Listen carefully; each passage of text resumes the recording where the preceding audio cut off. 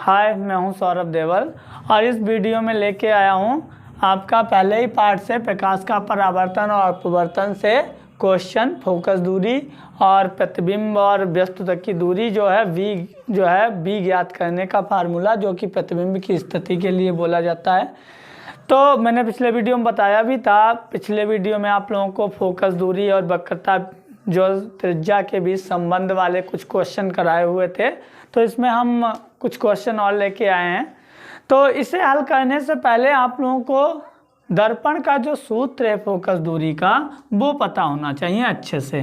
तो 1/F बराबर 1/B plus 1/U, ये जो होता है ये दर्पण की फोकस दूरी ज्ञात करने का फार्मूला होता है। ठीक है, तो यहाँ पर F क्या होता है?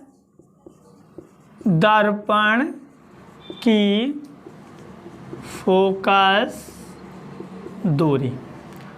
V जो होता है ये क्या होता है? दर्पण से प्रतिबिंब तक की दूरी। U जो होता है वो होता है दर्पण से वस्तु तक की दूरी।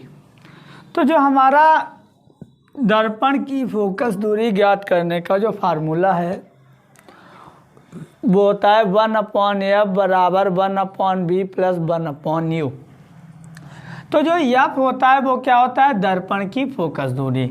आपके दर्पण की फोकस दूरी को F कहते हैं। और जो B होता है वो दर्पण से प्रतिबिंब तक की दूरी का जो मान होता है वो होता है कि दर्पण से प्रतिबिंब जो है कितनी दूरी पर बन रहा है। U जो होता है वो दर्पण से वस्तु तक की दूरी होता है कि जो दर्पण है दर्पण से कितनी दूरी पर जो है वस्तु रखी हुई है।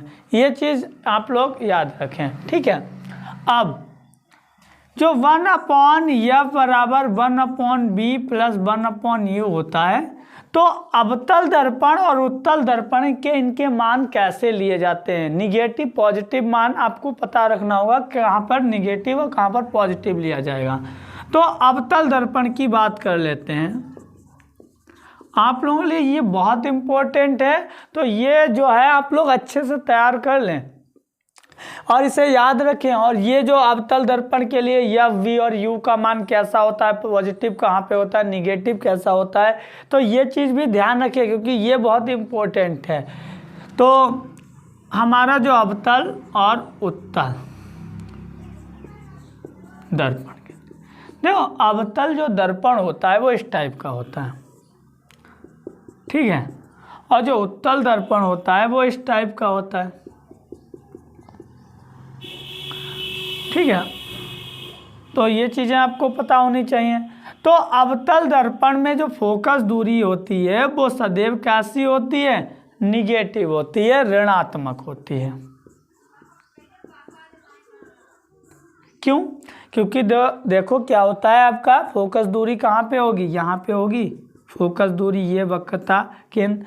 तो यहाँ दर्पण से इधर हम आएंगे सामने की ओर और वक्रता जो आपकी आपतित किरण होती है उसके हम विपरीत दिशा में आते हैं, इसीलिए इसका मान सदैव ऋणात्मक होता है। ठीक है, जो U का मान होता है वस्तु का मान, ये भी सदैव ऋणात्मक ही होता है क्योंकि वस्तु सदैव दर्पण के सामने रखी होती है, तो इसलिए U का मान भी ऋणात्मक ही होता है।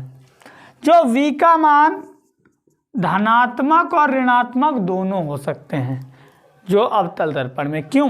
क्योंकि जो प्रतिबिंब दर्पण के आगे बनते हैं, जो प्रतिबिंब क्या होते हैं? दर्पण के आगे जो बनते हैं वो उसके लिए V का मान कैसा होता है? निगेटिव होता है। और जो दर्पण के पीछे बनते हैं उसके लिए पॉजिटिव होता है। तो आप लोगों को पता होगा कि दर्पण के द्वारा, जो अवतल दर्पण द्वारा 6 प्रतिबिंब बनने की स्थितियां हैं। 5 प्रतिबिंब आपके आगे ही बनते हैं, एक प्रतिबिंब जो होता है वो दर्पण के पीछे बनता है। जब कहाँ पे वस्तु हो, दर्पण के ध्रुव और मुख्य फोकस के बीच में रखी हो तो उसका प्रतिबिंब दर्पण के पीछे बनता है। वहाँ पर जो v का मान होता है वो धनात्मक होता है। अब u के मान के लिए ये उत्तल दर्पण के लिए बात कर लेते हैं। तो f का मान कैसा होता है, सदैव पॉजिटिव होता है, क्योंकि अवतल दर्पण में जो फोकस दूरी होती है, मुख्य फोकस इधर होता है, वक्रता केंद्र इधर होता है, तो प्रकाश किरण आपतित किरण की दिशा में होते हैं, इसीलिए इसका मान सदैव धनात्मक होता है। और जो वस्तु होती है, वस्तु का मान सदैव कैसा होता है, ऋणात्मक, क्योंकि वस्तु या फिर दो स्थितियां होती हैं, एक अनंत और एक दर्पण के ध्रुव और अनंत के बीच में। तो दोनों बार में आपकी क्या है, वस्तु जो है वो कहाँ पे रखी हुई है, दर्पण के सामने, इसीलिए इसका मान निगेटिव होता है। और प्रतिबिंब सदैव दर्पण के पीछे ही बनता है दोनों बार, तो इसीलिए बी का मान धनात्मक होता है। ये चीज़ आप लोग ध्यान रखें, तभी ये वाला क्वेश्चन जो है वो अच्छे से तैयार हो पाएंगे आपके। ठीक है, तो ये चीज़ अगर कोई भी छात्र है अगर नोट करना चाहे नोट कर ले, बहुत इम्पोर्टेंट है। तो ये चीज़ नोट कर लें, फिर आप लोगों को ये क्वेश्चन जो है आप लोगों को बताते हैं कैसे सॉल्व होगा। ठीक है, तो ये नोट कर लें आप लोग अच्छे से।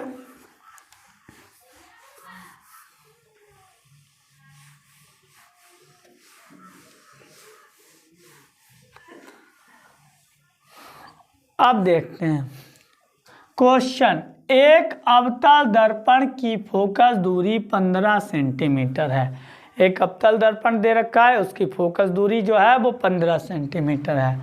इसके सामने 20 सेंटीमीटर की दूरी पर रखी वस्तु के प्रतिबिंब की स्थिति ज्ञात करनी है। उस दर्पण के सामने 20 सेंटीमीटर की दूरी पर एक वस्तु रखी है और उस वस्तु के प्रतिबिंब की स्थिति ज्ञात करनी है।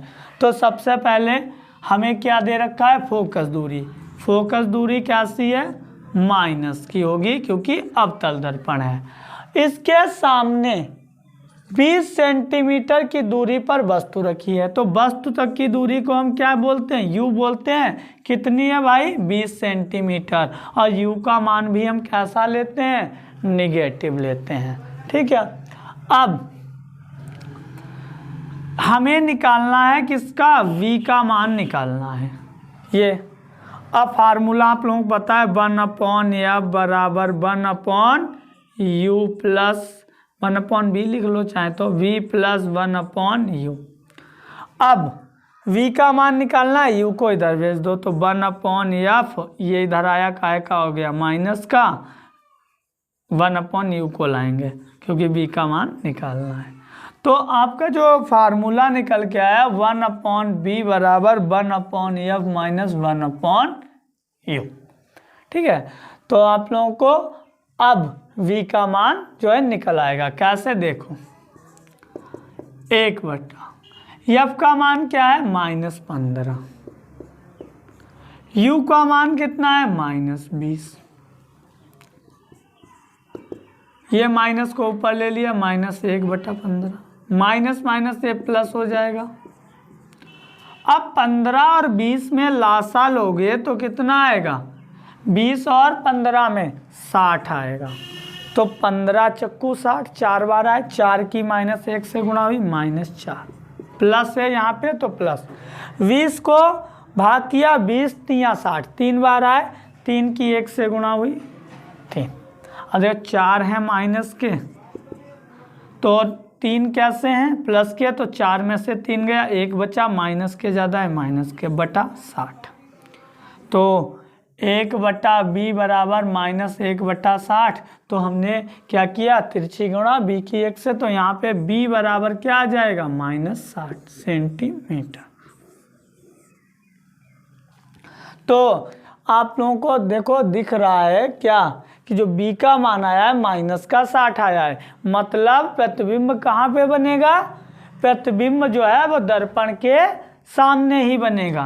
कैसा, जब दर्पण के सामने बनेगा तो कैसा होगा, वास्तविक और उल्टा, वास्तविक और उल्टा। और क्या है कि भाई वस्तु आपकी 20 सेंटीमीटर पे है और प्रतिबिंब बन रहा है 60 सेंटीमीटर, तो कैसा होगा, वस्तु से बड़ा होगा, बड़ा होगा। ठीक है, तो इस तरीके से प्रतिबिंब की स्थिति और उसकी प्रकृति जो है वो हमने बताई है। तो इसी को प्रकृति बोलते हैं, प्रतिबिंब की प्रकृति। वास्तविक प्रतिबिंब है, उल्टा वस्तु से बड़ा है, ये प्रकृति कहलाती है, ये स्थिति है।